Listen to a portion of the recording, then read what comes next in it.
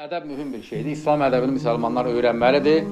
Bu son illərdə də mən zikr edədiyim dərslərdə, son illər deyəndə bəlkə bir 7-8 ildən bəri ədəb barədə çoxlu dərs eləmişəm. Ancaq insanlara çoxsu öyle şeylər maraqlı deyil. Dərsin üstünə yaz vurgulan ki, mövzu ədəb. Baxacaqsan, heç kim baxmır.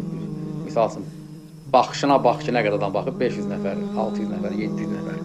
Bir dənə də bir dərs elə üstünə yaz vurgulan ki, azir. 5 dəfə qulaq asırlar, görək nə deyir. Biri qulaq asır, öyrənsin, biri qulaq asır, görüb küfür eləmir. Biri qulaq asır ki, öyrənim, sonra deyim, özüm bilirdim, geyib danışaram. Belə elə şeylərə qulaq asırlar. Ya bir dənə dərs elə üstünə yazılır ki, tağut. Adam girib 8 dəfə qulaq asırlar. Onda dərsin üstünə yazılır ki, ədəb. Yəni elə bir şey, ədəbə ehtiyac yoxdur, da varmızdır. Öyrənmirlər. Niyə? Çünki şeytan aldanmış, qafil, qəflətdə olan insanlardır.